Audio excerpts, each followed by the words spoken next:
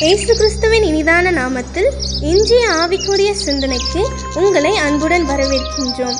இப்போதும் ஒரு பாடலுக்கு பின்பு உங்கள் சிந்தையை தெளிவிக்கும் ஆவிக்குரிய செய்தியை கேட்கலாம். ஆபிரகாம் தேவன், ஈசாக்கின் தேவன், யாக்கோபின் தேவன் அவர். என்னை அழைத்தும் உன்னத வழியில் என்றென்றும் நடத்திடுவார். என்னை அழைத்தும் உன்னத வழியில் என்றென்றும் நடத்திடுவார். ஆபிரகாம் தேவன். இரக்கமும் மனதுருக்கமும் நிறைந்த இயேசுவின் இனிதான நாமத்தினால் உங்களை வாழ்த்துகிறேன். இந்த நாள் நம்முடைய ஆவிக்குரிய சிந்தனைக்காக மத்தேயு எழுதின சுவிசேஷம் 5ஆம் அதிகாரம் 7ஆம் வசனத்தை நான் வாசிக்கிறேன்.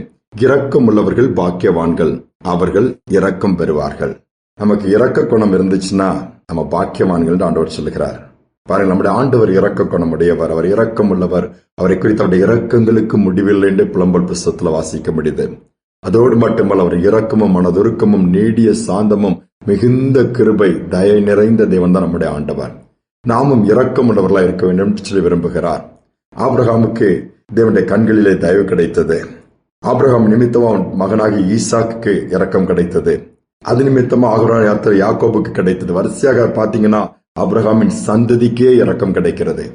பாருங்கள், அவ்வளவு தலைமுறையா இரக்கத்தை அப்படியே டிரான்ஸ்பர் ஆகி வருகிறதை நாம் பார்க்க முடிகிறது. அதுதான் ஆண்டவர் செய்யக்கூடிய காரியம். இரக்கம் இருந்தால் அந்த சந்ததிக்கு இரக்கம் பெறும். ஒரு தகப்பனும் தாயும் இரக்கம் உள்ளவர்களா இருந்தாங்கன்னா அவங்க பிள்ளைகளுக்கு இரக்கம் கிடைக்கும். தாத்தா பாட்டியில இருந்து அவங்க பேர பிள்ளைகளுக்கும் இரக்கம் கிடைக்கும். அவங்க நாம் இரக்கம் உள்ளவர்களா இருக்க வேண்டும் என்று ஆண்டவர் விரும்புகிறார். ஒவ்வொரு காரியங்களும் வேதத்திலே பார்க்க முடியும். 18 வருஷம் கூனியாக இருக்கிற ஒரு ஸ்திரீயை இயேசுவிடம் கொண்டு வருகிறார்கள். நிற்கிறாள் அற்புதத்துக்கு. ஒரு பலவீனப்படுத்துகிற ஆவி அவளை பார்த்து இருக்கிறது. ஆண்டவர் எப்படி பார்க்க இவ்வளவு ஆபிரகாமின் குமாரத்தி என்று சொல்லி சுகமாக்குகிறார். சகை வீட்டுக்கு இயேசு போகிறார். வேதம் சொல்லுகிறது, லூக்காவின் சுவிசேஷம் 19ஆம் அதிகாரத்துல, ஆயக்காரனுக்கு தலைவன் வரிவசூலிக்கிறோம், எல்லா ஜனங்களும் வெறுத்தார்கள்.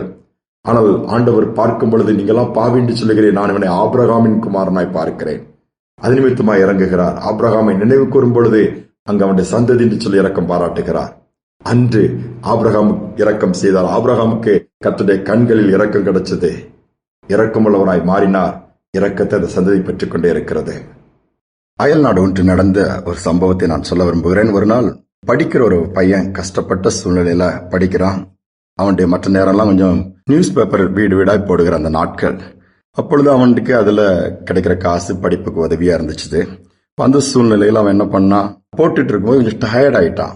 ரொம்ப வீக்கா ஃபீல் பண்ணனால கொஞ்சம் தண்ணி தாகம் எடுத்தனால ஒரு வீட்டுல கதவை தட்டி அங்க ஒரு அம்மா இருந்தாங்க. அந்த அம்மா கிட்ட கொஞ்சம் தண்ணி தாங்கல, எனக்கு தாகமா இருக்குன்னு சொல்லும்போது அந்த அம்மா உள்ள வந்து உட்கார வச்சு தண்ணிக்கு பதிலாக மில்க் கொடுக்குறாங்க. குடிப்பா, பால் நல்லா இருக்கும், குடிப்பா அப்படின்னு சொல்லி கொடுத்தவனை நல்லா விசாரிச்சு, அப்படியப்பா பேப்பரும் போடுற படிக்கிறேன் நல்லதுன்னு சொல்லி என்கரேஜ் பண்ணி அனுப்பிடுறாங்க. அவன் எதிர்பார்த்ததை விட தண்ணி தானே கேட்டோம், பால் கொடுத்து நமக்கு இந்த அளவு உபசரிச்சு சந்தோஷமா இது பண்ணிருக்காங்கன்ற அவன் இன்னும் நல்ல தம்போட சந்தோஷமா மீதி பேப்பரை போட்டு கண்டினியூவா படிப்பு மற்ற காரியம் போயிட்டு வருடங்கள் கடந்துருச்சுது. படித்தான், ஒரு பெரிய டாக்டர் ஆயிட்டான். பெரிய ஹாஸ்பிட்டல்ல ஒரு நம்பர் 1 டாக்டரா இருக்கிறான். அப்படிலாம் போயிட்டு இருக்கும்போது வருடங்கள் கழிக்கும்போது ஒரு நாள் அவனுடைய ஹாஸ்பிட்டல்ல ஒரு ஆபரேஷன் தியேட்டருக்குள்ள போறான். ஒரு குறிப்பிட்ட பேஷண்ட்டுக்கு ஆபரேஷன் பண்ணணும். பார்த்தா அந்த முகத்தை எங்கேயோ பார்த்த மாதிரி இருக்குதுன்னு சொல்லி அவன் யோசித்து பார்க்கறான். கண்டுபிடிச்சிட்டான் பாரு கரெக்டா. நம்ம சின்ன வயசா இருக்கும்போது பேப்பர் போடும்போது ஒரு வீட்டுல போய் தண்ணி கேட்டோம், அவங்க அதுக்கு பதிலாக பால் கொடுத்தாங்களே, அந்த அம்மா தான் இது அப்படின்னு சொல்லிட்டு நேரா ட்ரீட்மெண்ட் ஃபுல்லா நல்லா எல்லாம் பார்த்துட்டு அங்க ஹாஸ்பிட்டல்ல அவன் நம்பர் 1 டாக்டர்னால நீங்க அதிகமா எதுவுமே சார்ஜ் பண்ண எல்லாமே நான் பே பண்ணிடுவேன்னு சொன்னால எல்லாம் நல்லபடியா முடிஞ்சிருச்சு. டிஸ்சார்ஜ் ஆன உடனே பில்லு பெரிய அமௌண்ட் வரும்போது இந்த அம்மா கிட்ட கொடுக்கறாங்க. அது சரி பே பண்ணலாம்னு சொல்லி போகும்போது அது கீழே எழுதியிருக்கிற ஒரு லைன், நீங்க கொடுத்த பால் இதை காட்டிலும் அதிகமான விலை மதிப்புள்ளது. அந்த நாள்ல தண்ணி தாகத்தோடு நான் வந்தேன், நீங்க மில்க் கொடுத்து என்னை உபசரிச்சு அனுப்புனீங்க. அதனால அந்த பாலுக்கு கணக்குல எடுத்துட்டோம்னா இந்த அமௌண்ட்லாம் ஒண்ணுமே கிடையாது. அதற்கு உபகாரமா நன்றி கடனா நீங்க அன்னைக்கு செய்த இறக்கத்திற்கு பதிலா இதுன்னு சொல்லிட்டு எழுதி அந்த பில்லை வச்சு க்ளோஸ் பண்ணி அனுப்பிடுதாராம்.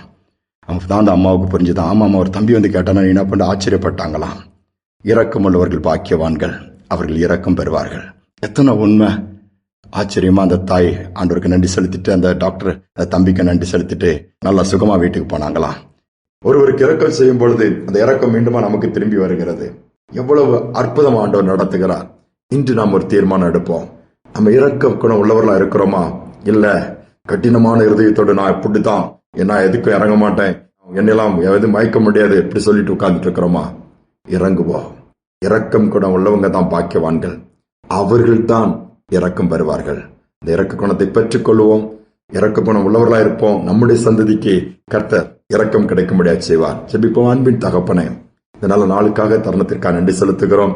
பூமியில் இந்த நாட்கள்ல நீர் பேசின வார்த்தை, இரக்கம் உள்ளவர்கள் பாக்கியவான்கள், அவர்கள் இரக்கம் பெறுவார்கள். அநேக நேரத்தில் எங்களுக்கு ஆசீர்வாதம் கிடைக்காம இரக்கம் கிடைக்காம போயிருக்கு. காரணம், நாங்க அநேக இடத்துல இரக்கம் பாராட்டுறது இல்ல. கஷ்டப்படுறவங்களை கண்டா காணாத மாதிரி போயிருந்தோம்ப்பா. உதவி கேட்கிறவங்களை உதறி போட்டு உதாசீனப்படுத்துறோம். இந்த நாட்கள் அப்படி அல்ல. நாங்கள் இறங்கத்தக்கதாய், உதவி செய்யத்தக்கதாய் எங்களுடைய இரக்க குணத்தை இன்னுமாய் அதிகமாக்குங்கப்பா. நாங்கள் இரக்கமுள்ளவர்களாய் வாழ்ந்து எங்கள் ஓட்டத்தை முடிக்க உதவி செய்யுங்க. நிச்சயமாகவே சந்ததிகள் இரக்கம் பெறுகிறவர்களாய் இருப்பார்கள் என்று உடைய வார்த்தையின்படி நாங்கள் விசுவாசிக்கிறோம். இந்த கிருபை இதை கேட்டுக்கொண்டிருக்கிற ஒவ்வொரு பிள்ளைகளுக்கும் உண்டாகட்டும். ஒருவேளை கண்கள்ல தயவு கிடைச்சா நல்லா இருக்குமா, வேலை கிடைக்கலையே, என் வாழ்க்கை எப்படி இருக்குதா, என் சூழல் எப்படி இருக்குன்னு சொல்லி பல விதத்துல போராடி இருக்கிற பிள்ளைகளுக்கு நீங்க இரக்கம் பாராட்டும். ஆபிரகாமை நினைத்தருளும் அப்பா. ஆபிரகாமின் தேவன், ஈசாக்கின் தேவன், யாக்கோபுடைய தேவன், எங்களுடைய தேவன். அந்த கிருபையை நிறைவாய் கொடுத்து வழி நடத்தும். துதிகனமே ஏற்றுக்கொள்ளும். இயேசுவின் நாமத்தில் பிதாவே, ஆமேன், ஆமேன். நம்முடைய குணம் எப்படி இருக்குது? சற்றனைக்கு சிந்தித்து பார்ப்போம். இரக்கமுள்ளவர்களாய் இருப்போம். இரக்கத்தை சுதந்திரிப்போம்.